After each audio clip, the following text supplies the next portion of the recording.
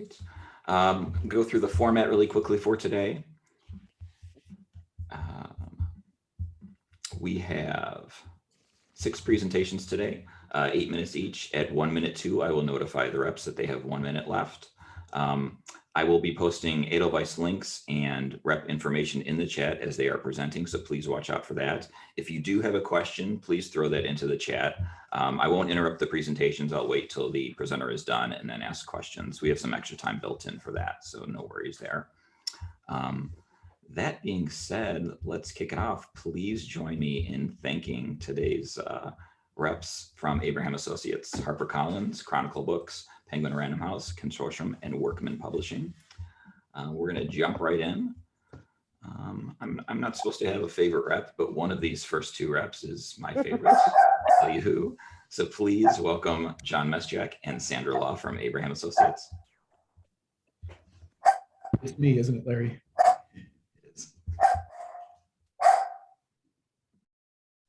Right.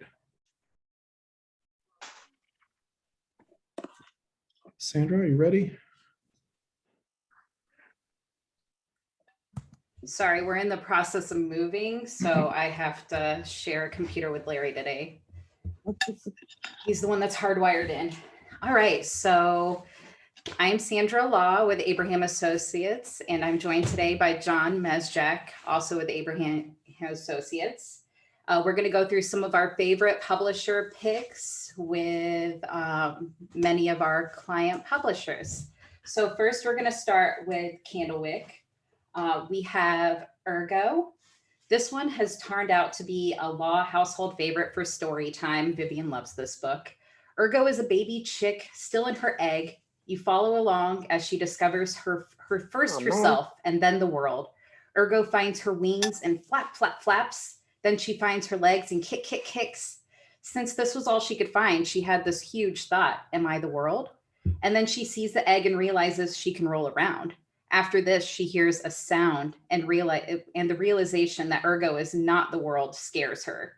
She wonders if there are other little chicks like her afraid of the same thing and thinks about how sad that would be. Finally, after moving and wiggling, she breaks out of her shell and Ergo's life begins. This one is available August 10th for $17.99 and is coming from Candlewick Press. Next, we have All Our Hidden Gifts coming from Candlewick as well. This comes out June 8th for $19.99. This is a first in a debut YA series that really has it all. Revenge, witchcraft, tarot, sexuality, and gender identity, all while being set in modern Ireland. Maeve attends St. Bernadette's Catholic school, and during break, she discovers tarot cards. She quickly becomes the most popular diviner in her school. When Maeve's best friend Lily draws a card Maeve has never seen before, it turns into a huge fight. Maeve wishes for Lily to disappear, and the next day, Lily is not at school and has vanished without a trace. Maeve must dig deeper into her connection with the cards to find out what has happened to her best friend, and we will find out if she can actually find her. Next, we have John. Hey, friends. Zion Unmatched is a recent drop-in that Candlewick just announced. It's the first of a 3-book deal with Zion Clark. It's a photo essay for all ages, kids and adults, about this super inspiring young athlete out of Ohio. He was born with a very rare condition called caudal regression syndrome. Basically, he was born with no legs. Through an album of photos matched with stories and quotations from Zion and his family and friends and coaches, we see his progression through childhood in the foster system, his adoption, and his progress as an elite level wrestler. He's been training for the last couple of years, hoping to compete in both the Tokyo Olympics wrestling against able-bodied opponents and also in the Tokyo Paralympics as a wheelchair racer. We've got a couple more books coming from Zion in the coming seasons. This is a huge, huge deal for Candlewick. They love this guy, and it's easy to see why. Next up is from Chelsea Green, In Search of Mycotopia. It's my favorite kind of Chelsea Green book. It's a well-written, well-reviewed tour through a subculture inhabited largely by nerdy specialists. In this case, it's fungi and mushrooms getting the Mary Roach treatment, interviews with scientists and obsessives, trips through the woods, hunting a bewildering variety of mushrooms, trips to mushroom festivals, psychedelics, a look at the dark side of fungi like poisonous death caps, and yes, always an overarching query about what it all really means. Next up, from Art Book DAP, we've got The Soul of a Nation Reader. One of the bigger touring art exhibits right before the pandemic was Soul of a Nation, Art in the Age of Black Power. It examined Black artists at work from 1963 to 1983, working on their own as solo artists, in collectives, and around the country in their own communities, speaking to the ferment and the upheaval of the Black Power movement. Mark Godfrey, our main editor here, was the curator for that show, and he's assembled a reader here to go along with it, a collection of texts to ride alongside the epic exhibition, filled with more than 150 different writings from artists and writers who were working at the time. We go back to Sandra.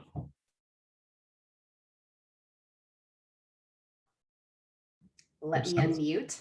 Next, we have Southside coming out June 29th. This collection of photography was taken over 2 decades and is focused on photographer John Lowenstein's neighborhood in Chicago's South Side. This is an epic portrait of a Chicago neighborhood's urban and political transformation over 20 years. Through these years, Lowenstein was witness to over 100,000 people being displaced as the public housing projects were demolished nationwide, the 2008 financial crisis, Obama being sworn in as the first Black president of the US, and many more.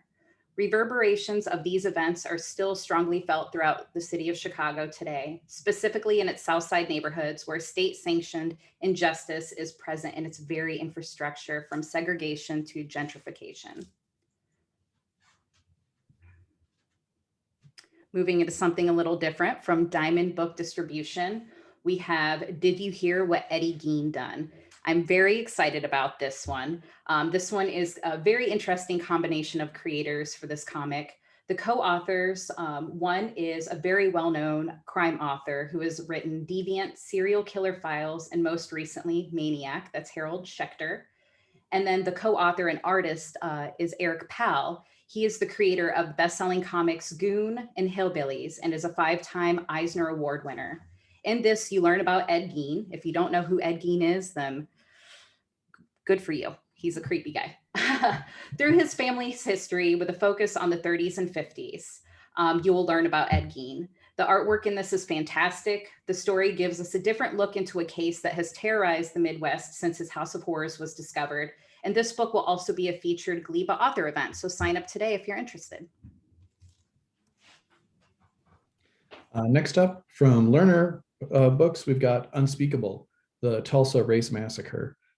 It's a picture book presentation for grade schoolers explaining the rise of Tulsa, Oklahoma's Black Wall Street and what happened in May 1921, why a mob of white people attacked the thriving African-American neighborhood of Greenwood, looting and burning and murdering. Caldecott honoree author Carol Boston Weatherford and Coretta Scott King honoree illustrator. It's rep pics. Story in simple text and stunning paintings. This is a history that many of us were never taught, brought to our attention with a simple clarity. It's a whole bunch of them. Good. The 100th anniversary of this massacre is coming up next month. This book has already received six-starred reviews. We're very excited for this. Here's just a couple of pages to show. It kind of barely touch the level of what the whole book contains. Next up, from Ohio University Press, we've got Pop. It's the 3rd illustrated novel in the Kennard County trilogy by Robert Geip. It's a series of novels looking at one family's progress in 21st century Appalachia. The first book, Trampoline, told the story of wayward daughter Dawn, a punk music fan, and with her grandmother, a protester against mountaintop removal mining. Pop, the new book this spring, moves forward a couple decades, and we meet Dawn's daughter Nicolette, now 17, relating her experiences as the year of Trump's election dawns in 2016. As a growing appreciation for local food culture inspires her and her friends to create their own soda pop based on local ingredients and flavors.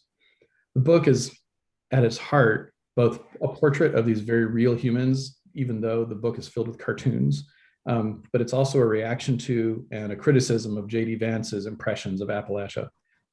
I was spending some more time reading some of these books earlier this winter, and I just got carried away. It's such a unique project. I love it. Okay, and we are currently out of time. So if you want to look at our Edelweiss collection, you can see the other books that we have gone over. John, if you can quickly just go through the spreads. Sure. Phaidon Press, this is a really fantastic board book that includes art and talks about friendship with a really beautiful narrative. Then we have these really awesome, That's right. Unbelievable Books of Facts. Yep.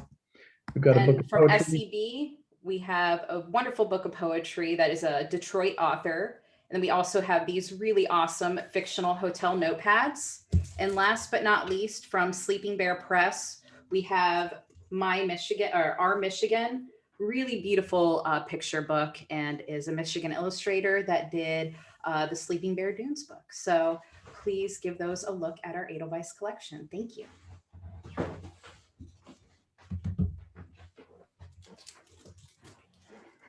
All right. Thank you, John and Sandra.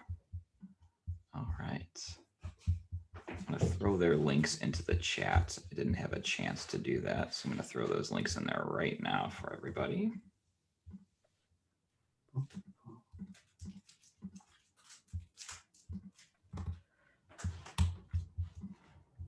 There we go. All right. Next up, we have a presentation from HarperCollins featuring Jenny Sheridan and Robin Smith. Please take it away. Good morning. I'm Robin, of course, and here's a speedy rundown of some of HarperCollins' key adult titles from May through July. Don't have a PowerPoint, unfortunately, but I do have galleys to flash at you, okay? So first up is Find You First. Joe Hill calls Linwood Barclay a stone cold pro. There's been strong national review and media coverage for both his last books. Tech millionaire Miles Cookson is running out of time. He's got a fatal genetic disease and he's trying to find the 9 children who were born after he was a sperm donor 20 years ago. They're set to inherit a lot of money and maybe a fatal disease. One by one, however, the potential heirs are vanishing. Every trace of them gone, as if they never existed at all.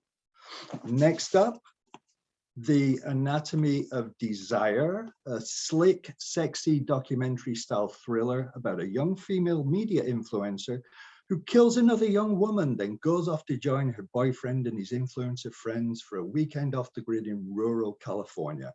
Told in multiple voices and from multiple points of view, this thriller skips the whodunit to ask, why did she do it? It's a super fast-paced look at the dark side of the American dream.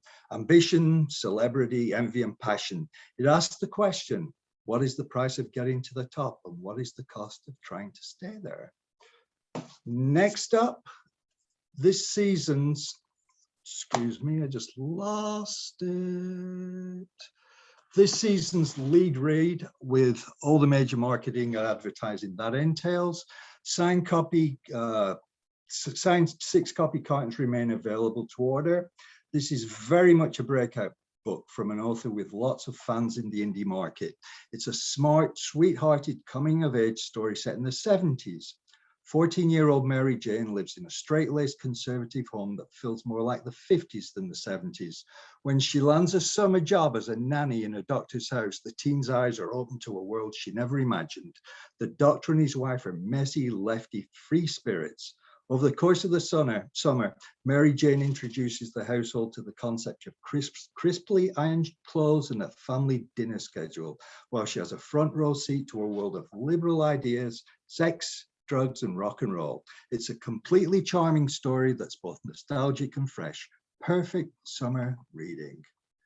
Next up, Chicago author, from the best-selling author, of course, of The Good Girl and the Other Misses, a new thriller, Local Woman Missing, about a series of disappearances that rock a small Chicago suburb. 11 years after her disappearance as a 6-year-old, Delilah Dickey returns and everyone wants to know what happened to her mother, and a second woman who disappeared, but no one is prepared for what they'll find. Cue because The Good Girl has sold over 1 million copies and continues to back this well. Her most recent book, The Other Misses, was a New York Times bestseller and marked a sharp sales uptick for her. Her standalones, of which this is one, are really selling, and great too. The 100 Years of Lenny and Margot, my one trade paperback original, is a Harper Perennial's biggest fiction focus of the season. Full of humor, wit, and compassion, it tells a story of the unlikely friendship between a dying 17-year-old girl and an 83-year-old woman who meet in a hospital art therapy class. Lenny and Margot both realize their combined ages add up to 100. They create 100 paintings that illustrate each year of their century, stories of love and loss, of courage, of kindness, of unexpected tenderness and pure joy. Funny, sad, bittersweet, and ultimately uplifting. It's a story about the preciousness of life and how we spend our time together. It's already been optioned for a film. And finally, Appleseed, an ambitious breakout literary page turner from a novelist with many fans in the indie market. This takes on American history and mythology, climate change, technology, and a possible far future of natural life on this planet. Spanning a millennium of life in Ohio, the book is told in 3 timelines. In the first, 2 unusual brothers take part in civilizing the late 18th century American wilderness by planting apple orchards across the frontier. In the second storyline, climate change is decimating the planet, and a Google-like tech company promises to save humanity by engineering the future, even as resistance groups would stop it. In the third storyline, we see how these human choices play out in the far future. This is a suspenseful, moving, mind-bending novel full of a multitude of ideas. And now, Jenny. Okay, I'm unmuted and I'm going to share my screen. There we go. Look at that. I did that. Hi, everybody. I'm Jenny Sheridan. I'm the children's specialist at HarperCollins, and I'm from Chicago originally. I'm in New York now. My territory spans several regions, but I was thinking this morning how excited I was to join this particular call. You guys are my homies, and I miss y'all so much. But I'm really happy to be here this morning, and thank you all for joining us. I just have a few titles I wanted to share with you today, starting with Are You a Cheeseburger? This book is so cute. It's not the biggest print run or anything like that, but I just feel like right now what we really need is funny books for kids, stuff to lighten it up a little bit. This is the story about a lonely raccoon who finds a seed during a dumpster dive and fantasizes about growing his favorite snack, cheeseburgers. Raccoons are clearly the next foxes, and the feedback I've been getting from booksellers, as I say, is that people are looking for fun picture books that can lift the spirit. This one fits that bill, and I'm confident that it will become a Storytime favorite in stores and at home. Look at how cute he is. I just think he's darling. Let's see, going back. Next up is Peace String. You've probably heard about this already. This is a book adaptation of singer Cat Stevens' legendary anthem of unity and harmony, with warm, bright illustrations by New York Times bestselling illustrator Peter H. Reynolds. Both Cat Stevens and Peter Reynolds are going to be supporting this heavily on social media. We're really excited about this. We're already oversubscribed on the signed cartons for this, but know that they're out there and that your store probably took one. I'm really feeling like a signed copy could have, excuse me, a crossover appeal to adults buying for other adults, but the art is you know, classic Peter Reynolds, and I just am really feeling this one. I think it's a really special book. My third and final picture book is What If Pig? This might be my favorite picture book on my list. What If Pig is the story of a popular and kind-hearted pig who decides to throw a party and then has a panic attack about it.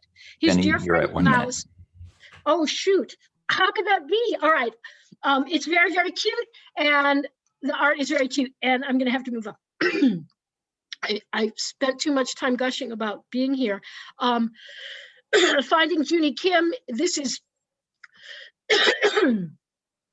a realistic novel from Ellen O about a Korean American girl who interviews her grandparents about their time during the Korean War. I think it's an award winner, just a really, really special book.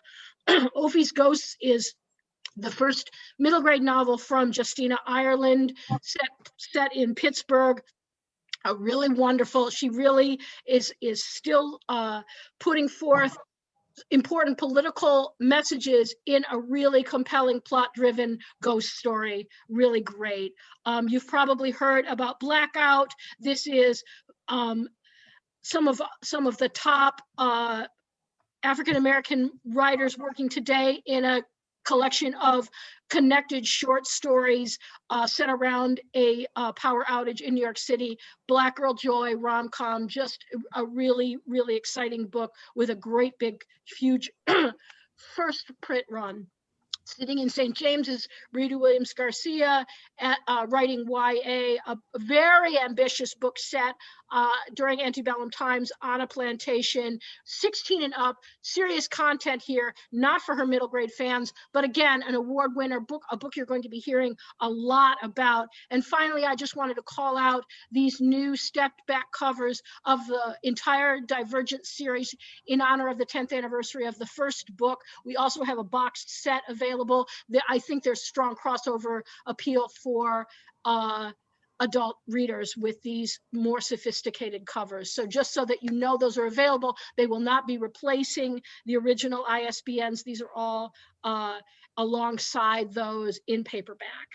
Thank you guys so much for listening. See you. Thank you, Jenny. Thank you, Robin. All right.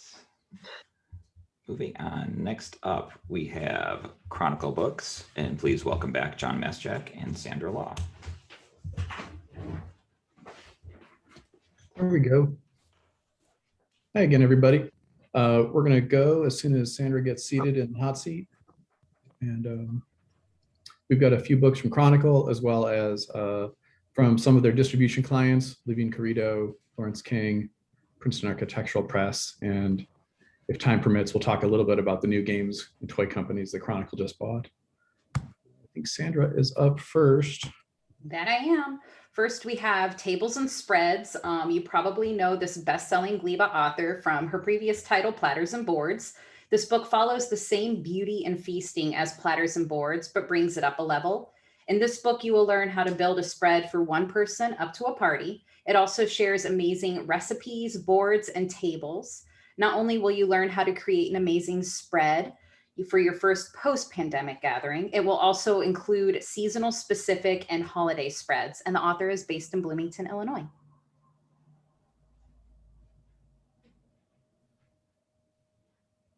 Next, we have Why She Wrote. Being a woman writer in the 18th, 19th, and 20th centuries was not easy for women, and many times they had to hide their identities. In this graphic biography, you learn about 18 fantastic women writers and stories about them making their marks and how they influenced one another in some cases. Some of those writers include Jane Austen, Charlotte Bronte, Louisa May Alcott, Alice Dunbar Nelson, and more. This is from another GLIBA co-author and that is based out of Chicago, Illinois. Next up is Mango and Peppercorns, which is one of my all-time favorite foodie chef memoirs. I've read a lot of them this last year, so I know what I'm talking about.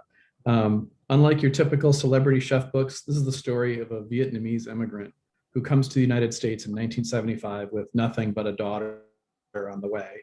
And thanks to the kindness of total strangers, she's set on a path towards opening her own restaurant, the now legendary Hai Vong in Miami. We learn the whole story, and over the years of their ups and downs, we witnessed the formation of a powerful, lifelong partnership and friendship. Tung and Catherine's stories are told in their own voices, alternating chapters. It's completely compelling. This was a one-sitting read for me. I was up until 2 a.m. finishing it. I love it. Next up is The Madman's Library. It's like one of those compact coffee table books in the model of Atlas Obscura and those other beautifully illustrated books that kind of look into the important facts as well as the trivia of history. In this case, it's all about books, eccentric and extraordinary, the most enormous book ever created, books invisible to the naked eye, books of codes and ciphers, edible books, wearable books, books that aren't even books. Check this out. When you say this is a book for book lovers, there's never been one that fits the description so completely. The author is the son of an antiquarian book dealer, and he's spent his entire life surrounded by cool books and the pursuit of them. Next up is Levine Carrito. Yes. And the first book we have, Shy Willow. Shy Willow is about a sweet and very shy rabbit named Willow who lives alone in an abandoned mailbox. One day, a little boy drops a special birthday request into Willow's mailbox. It is Theo's mom's birthday, and he wants to give her the moon. When Willow reads the request, she decides to make sure Theo and his mom have this special birthday surprise. The biggest problem is that Willow has to find a way to the moon. Willow tries jumping, but that did not work. Then she flew on a bird's back, but the wind was too strong and blew her off. Finally, she let go of her fears and makes her way to the moon. Together, Willow and the moon make their way to Theo's home, and the moon shines as bright as she can for Theo and his mom. It's a really beautiful picture book. Then we have Middletown. This one was just shouted out by Emma Straub on the Today Show. This is a story about two sisters, Anna and Ellie, going through a very rough situation with their alcoholic mother. Ellie is in middle school and has two best friends, Mina, who Ellie secretly loves, and Javi, whom is openly gay and the son of the principal. Set in a small town, these sisters show love, strength, resilience through some of these very tough situations. This is a great book for 6th grade and up, and I was up very late last night reading through more of it, and it's fantastic. Next up is Everything You Wanted to Know About Indians That Were Afraid to Ask, the Young Readers Edition by Anton Troyer. This was originally published for adults in 2012 by the Minnesota Historical Society Press. And now Anton has updated and expanded and rewritten the entire book, opening it up for ever younger readers while keeping it pertinent and useful for native and non-native adults too. From categories like terminology, history, religion, culture and identity, powwow, tribal languages, politics, education, social activism even. Anton explains things from his own lifelong perspective as an Ojibwe and as an educator. He says his is not the only answer to these questions, but they're his answers, and they're just as valid as anyone else's in helping the curious reader get the real story. I just watched Anton do a live Zoom launch for the book with Birchbark Books here in Minneapolis the other day, and his conversations were just fascinating. This guy is the real deal. This is an important book. I'm going to shift gears a little bit to Laurence King for Around the World in 80 Plants. It's the follow-up to one of Laurence King's best-selling books of recent years, Around the World in 80 Trees. In this one, the history of these 80 plants comes to life with stories about how each plant is intertwined with human history and development.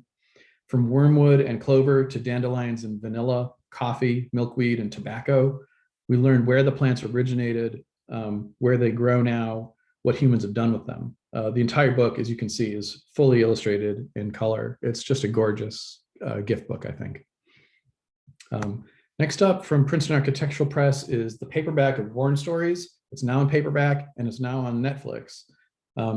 Emily's original idea behind the book Warren Stories is that everyone has a piece of clothing that contains such a central story to the owner's life that it functions as a sort of mini memoir. What would your most meaningful piece of clothing say about you? In the book, we find out from famous folks like Marcus Samuelsson and Mara Kelman and Brandi Chastain. The Netflix series that just premiered earlier this month features everyday people telling similar stories about their lives and their special items of clothing. It's so warm and sweet. Like me, if you're like me, you're missing that dose of empathic kindness from your binge watching while you wait for the next season of The Repair Shop to premiere. Warren Stories could be your pick. Next up, we've just got a little bit about the new games companies that Chronicle just bought. And we're at 1 minute, John. Oh, no problem. We've just got a few pages to look at here. Yeah. Sandra, have you got anything prepared on any of this stuff? Or No, I mean, I just kind of pulled some stuff. So we have Ridley's Games. And we've got some fantastic items from them. As you can see, they've got really cool puzzles, games, trivia, and then they also have these fantastic counter displays. So Avocado Smash is definitely their most popular one. Yep. And then after that, we have Petite Collage. Petite Collage is adorable. So this is more for babies. They have really cute things like a teether and little blankie set. They have the wooden stacking toy, these really fun little tin cases that have a little magnetic dress up toy in it. And then they also do the floor puzzles that have the nice handles as well. They're really, really cute. This stuff is so cute. It is very cute. And then after that, we have Games Room. And as you can see, Games Room has a really distinctive look to it. These are fantastic. Again, just really awesome, simple games to have in your store, because I know people are still looking for games and trivia. Absolutely. Thank you, guys. We really appreciate you. Thanks so much. Bye.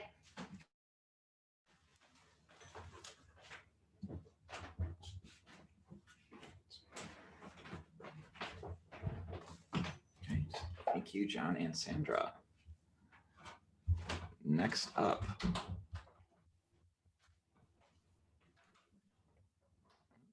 see. 1 second.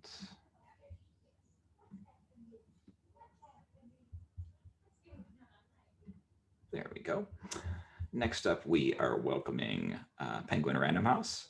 Please join me in welcoming Bridget Piekarz, Laura Baratto, and Brian Wilson.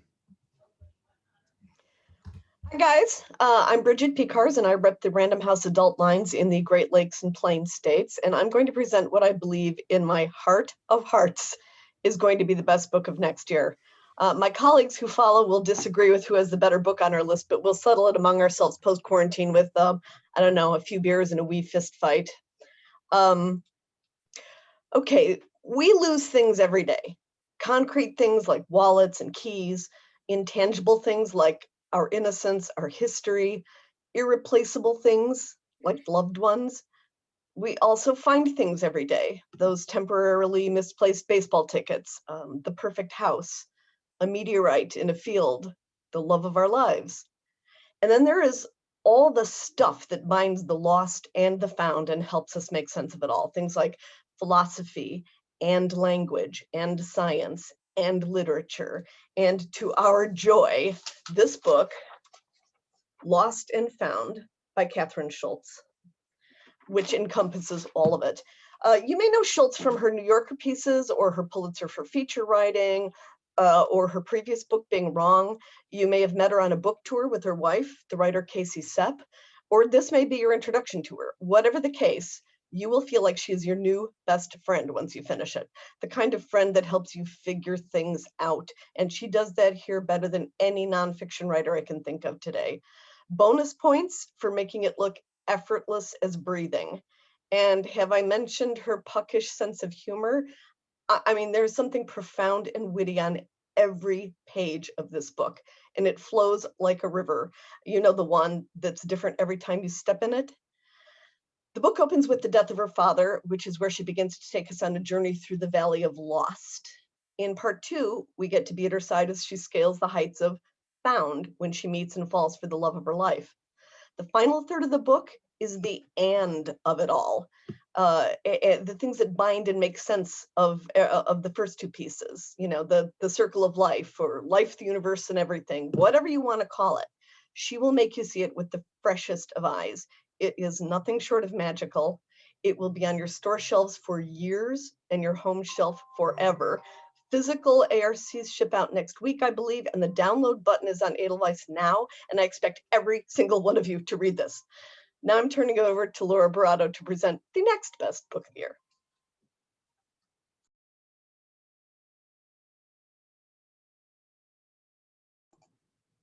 Oh, you're muted, Laura. Hey, I'm Laura. I cover the Midwest, most of the part of the Midwest for the Knopf Doubleday Group.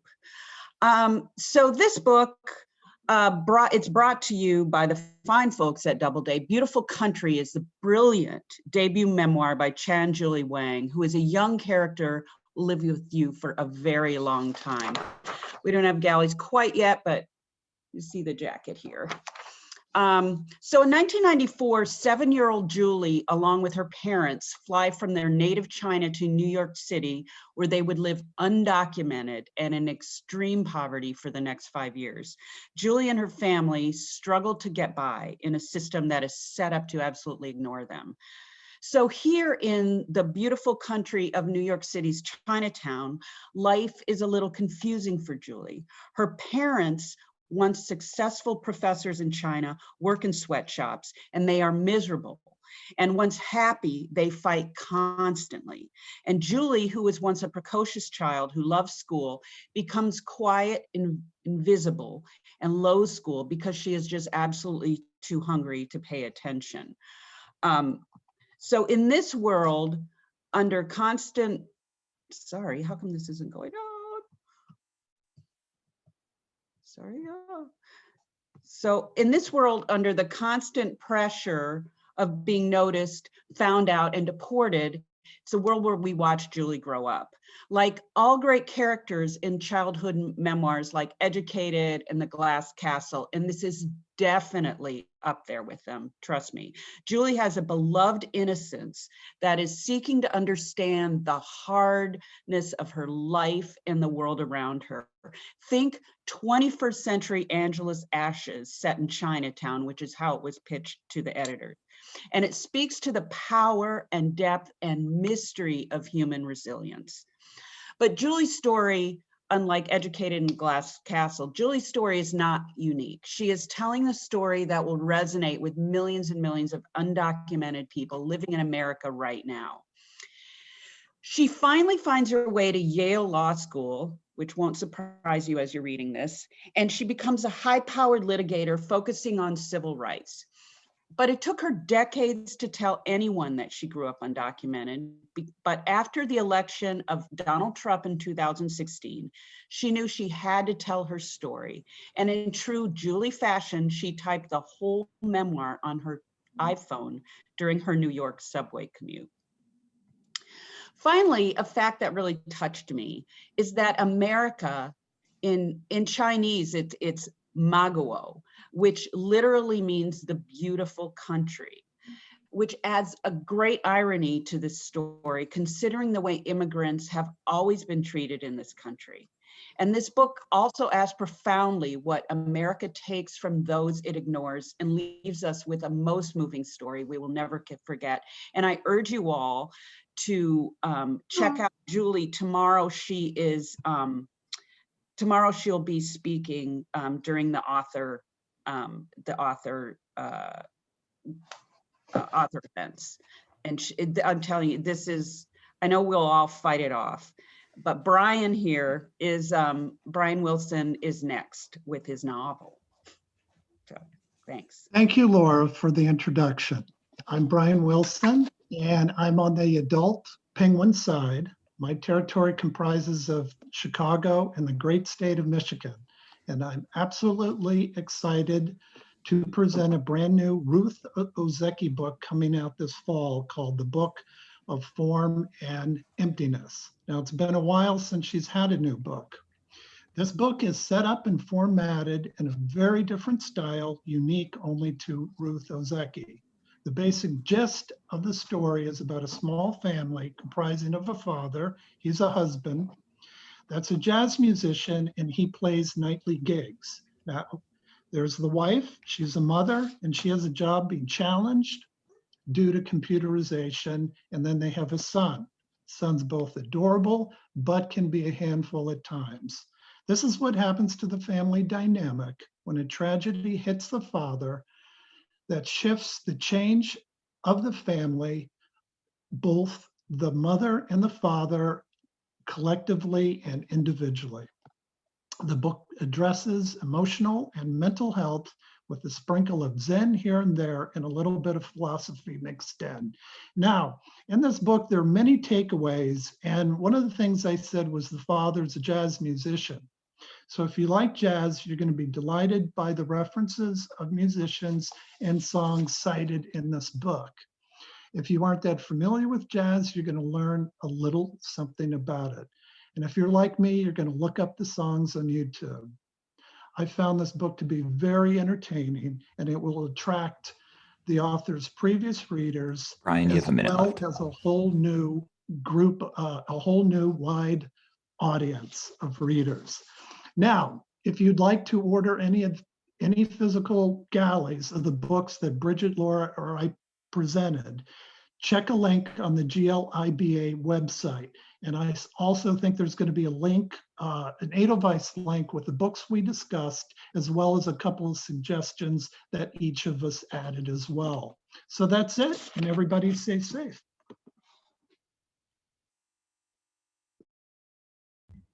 Awesome. Thank you, Bridget. Thank you, Laura.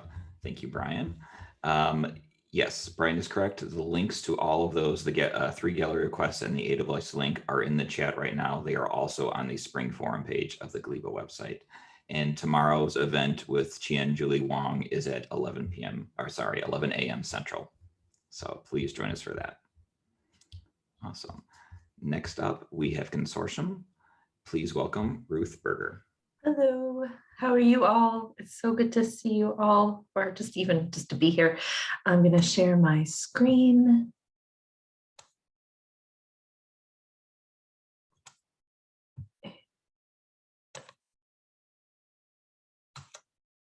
Turn on my timer. Okay, so the first book I have here is A Ghost in the Throat from Biblioasis. And of course, Biblioasis is the press who brought you Ducks Newburyport. They are amazing at discovering new voices. This book comes to us from overseas with lots of prizes. It was shortlisted for the 2020 Rathburns Folio Prize, and also the Foyles Nonfiction Book of the Year, and a 2020 N-Post Irish Book Awards Nonfiction Book of the Year. The Sunday Times called it one of the best books of this dreadful year. I love this book, and the name of the author is Darian Negrifer, which I had to look up. It's a Gaelic name.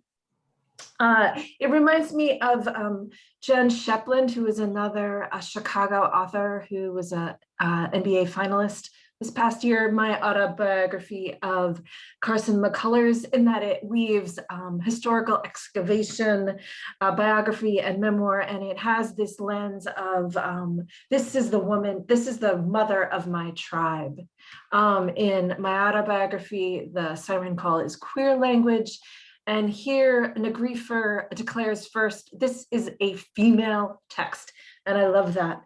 And in it, she weaves her tasks as a young mother together with an obsession with a poem and poet from the 1700s, whom she pulls out of the shadows of the men who tallied her life.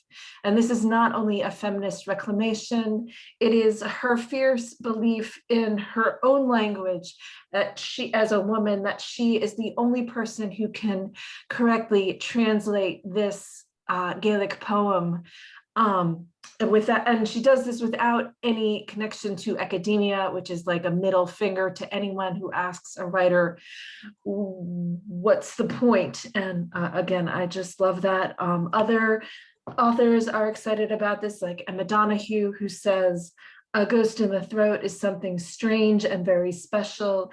It's ravishingly immersive telling of the way in which a poet and mother's obsession with a poet and mother who died century ago make their lives chime like bells.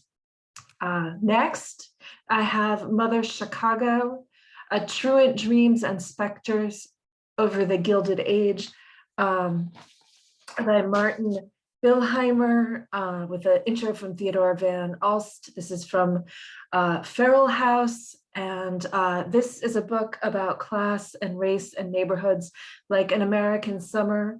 Alex Kultowitz's 2019 was a book about Chicago's South Side.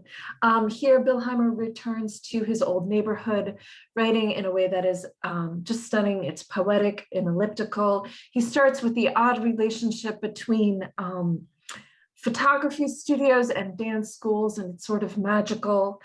He turns that obsession with the ephemera of Chicago's history to tell the city's stories through forgotten places like the Chicago Parental School, which was an institution where poor and working class children, boys mostly, were colonized in the name of betterment. And this institution is tied then to the 1918 race riots, and then the history of the mayor's daily. And it all is to the reader's understanding that the past is not really past, but it's simmering just under today. This is an anti-history with a punk sensibility. The author was in the Chicago scene back when and the when. It was in the Devil Bill hippies, and he's still in the local scene rocking it out. The author is also connected to the Midwest punk scene. She's in Wisconsin, and she'll be working to get lots of coverage for this in different places. I know that she's reached out to some of you already. So that's Mother Chicago. Next, we have AK Press, Holding Change, The Way of Emergent Strategy, Facilitation, Mediation by Adrienne Marie Brown. Pleasure Activism, her previous book was a New York Times bestseller and has been on all of the regional associations bestseller lists for at least the past 2 years, as was Emergent Strategy before it. In this book, she posits that facilitation and mediation is not, they're practices that we can all use in our daily lives. She has traveled as a trainer and a speaker and will do so after pandemic times are over. Her platform is good and growing. She has the podcast, How to Survive at the End of the World, 191,000 followers on Instagram, and I'm one of them, et cetera, with the platform. Next, Haymarket Books, which is a Chicago publisher, publishing in the social justice space. Say Her Name, Black Women's Stories of State Violence and Public Silence, edited by Kimberly Crenshaw, edited by also the African American Policy Institute with a foreword from Janelle Monáe. As we rage over yet another Black man shot by the police in Minnesota. I went to a protest and there were people holding signs, names, and of course there were more men's names than women's names, yet there are so many Black women and girls. So there is no justice without their stories, and this project is to build a gender inclusive understanding framework and understanding to the conversation. Dr. Crenshaw is a professor at UCLA and Columbia Law School, specializing in race and gender, and the African American Policy Forum is a leading think tank on social justice. Next, we have Scribble, An Enemy is Not the Enemy is one of these children's books that you come to Consortium for, just for the beauty and delight it brings. This one is about making friends, and I love here how the different— Ruth, you have 1 minute left. Perspectives are, different creatures see different things differently. It is dark humor, perfect for fans of John Klassen and Mo Willems, and it includes nonfiction information about the different creatures, and underwater shit is just cool. Here you have some of the art. You have the bright pink anemone with its boring barnacles, and the fish who come in to try and make friends. Something happens, the anemone has to sting them. And then there's a new clownfish coming in, the anemone tries to warn them. And so there you find out, like, the clownfish has a different perspective because the world outside might be less habitable than being friends with the anemone. Next, we have Wildflowers from Tune by Linears. He is an award-winning author with the Bologna Award, the Eisner Award, the Batchelder Award. The backstory here is that he wanted to capture his daughters in their particular moment of imagination and young girlhood. and about how children become storytellers just to amuse themselves. And here you see some of the story. And I'm not going to tell the story because there's a spoiler, but there is a dragon, and I love dragons. And it's just a lovely tribute to his daughters.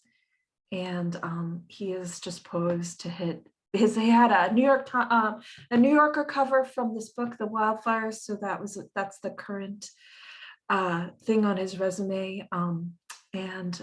Yes, we love you guys, and we miss you, and just thank you for having me. Great. Thank you, Ruth. All right. Last but not least, please welcome Liz Hunter from Workman Publishing. Hey everyone, thanks for sticking around to hear from me today. I'm Liz Hunter. I'm the Associate Director of Field Sales from Workman. And I think you can see my Edelweiss collection now. Okay, so Larry nodding. Cool, so I'm gonna kick things off with our newest board book from Sandy Boynton. I know I only have 8 precious minutes, so I won't spend really any time talking about who Sandy Boynton is or what the books are like, because I know you all know that. But I do also know that board books have been tricky in recent days because of the in-store shopping. Jungle Knight has already hit the indie bestseller list. And so I wanted to mention that we're seeing that sales at indies really suggest that parents are still looking for new board books from tried and true authors like Sandy Boynton. So don't sleep on Jungle Knight. Up next, and while we're on books for the littlest readers, just a quick plug for our 32 copy Indestructibles display. These books are printed on Tyvek, so they're washable, even in the dishwasher or washing machine, which is awesome. But because they're printed on Tyvek, they have that sewn binding that makes them hard to shelve and store. So if you stock Indestructibles, but you don't have one of these displays already, please let me know, and I'd be happy to send you a free empty one to try out in your store. Moving on to a couple poetry anthologies. First up, You Don't Have to Be Everything is a collection of poems for girls ages 12 to 18. The table of contents is basically like a who's who of amazing female poets, including Maya Angelou, Mary Oliver, Elizabeth Acevedo, and Amanda Gorman, whose poem Black Daughter's Pointillism is in the spreads here on Edelweiss, right next to one from my favorite poet, Ada Limon. The book is organized by theme. It covers seeking, loneliness, attitude, rage, longing, shame, sadness, and belonging. And I love the way that it makes space for all of these different aspects of girlhood and growing up. This would make a fantastic gift or self-purchase for any young woman. How to Love the World is an uplifting anthology of poems about gratitude. This is another truly stellar collection of poets, including Ross Gay, who wrote the foreword, Tracy K. Smith, Naomi Shahib Nye, Joy Harjo, and of course, the it poet of the moment, again, Amanda Gorman. This book includes discussion questions and writing prompts for many of the poems too. I think that it would make a particularly great Mother's Day gift. We are already running low on the first printing. We have a reprint due in June, but we do have stock on reserve for independence. So just ask your rep if you want to order this book. Okay, Tigers Not Daughters. So this book came out on March 24th, 2020. And when I look back on the last year, I really think this incredible YA novel would have sold so much better if it didn't publish right at the beginning of a global pandemic. And so I'm thankful that we get a second chance with a paperback. Tigers Not Daughters is about 4 sisters, and it has a ghost story to it. And it is a huge house favorite among our team at Workman and Algonquin Young Readers. It got 6-starred reviews, and it was named a best book of 2020 by Kirkus, SLJ, and Shelf Awareness, among others. If you missed out on Tigers Not Daughters last year and want to read it, please email me and I would be delighted to send you a copy. I can't do a presentation right now without mentioning Liberty, our #1 indie next pick for this month, April, and also my office companion, if you note the poster behind me. Just wanted to say thank you for your support of this book and author Caitlin Greenidge. Also coming out from Algonquin, Nowhere Girl is a wild memoir written by Cheryl Diamond. Her parents raised her on the run. They were constantly fleeing from Interpol and tax authorities. So by the time Cheryl was just 9 years old, she had lived in more than a dozen countries on 5 continents under 6 assumed identities. Her life took a lot of unexpected and difficult turns, as you might expect, given that uncertain upbringing. And Nowhere Girl is about her journey through life, overcoming psychological and physical abuse, building a life that feels authentic to her.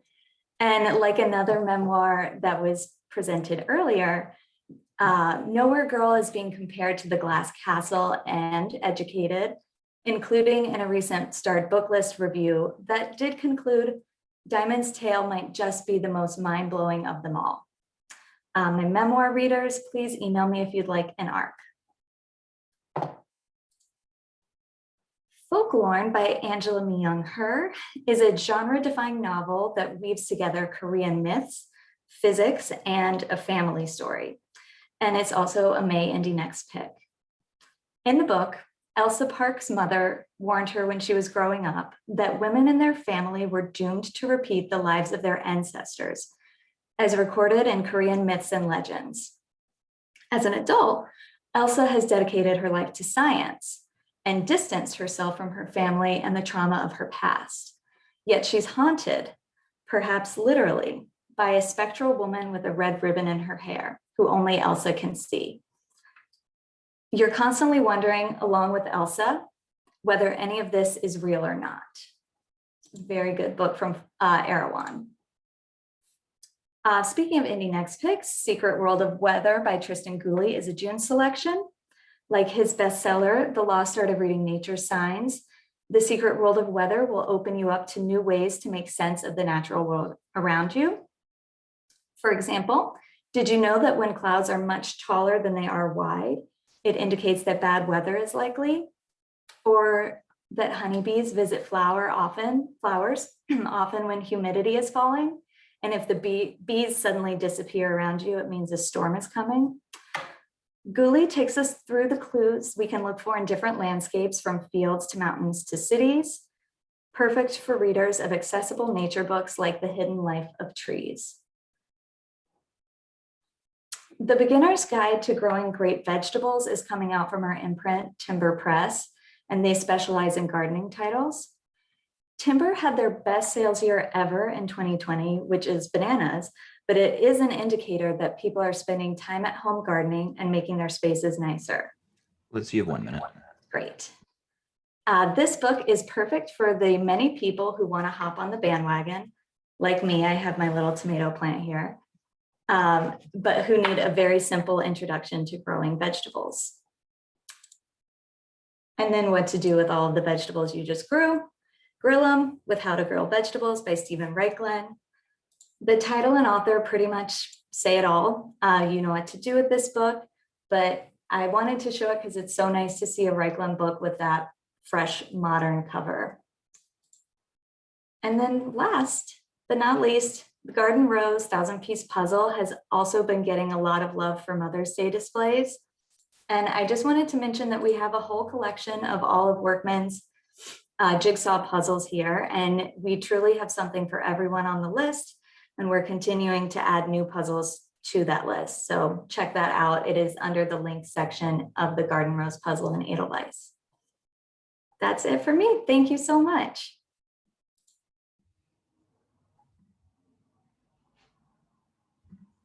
Great, thank you so much, Liz. All right, that concludes our first rep pick sessions today. Please join me in thanking John Mesjak and Sandra Law from Abraham Associates and Chronicle Books, Jenny Sheridan and Robin Smith from HarperCollins, Bridget Piekarz, Laura Baratto, and Brian Wilson from Penguin Random House, Ruth Berger from Consortium, and Liz Hunter from Workman Publishing. We're going to take a short break, and then 12:30, we will have our second and last rep pick session of the day. I just threw the link for that into the chat. It is also on the Spring Forum page on the GLIBA.org website if you don't grab it there. So please join us in a half hour. All right, thank you all. Bye.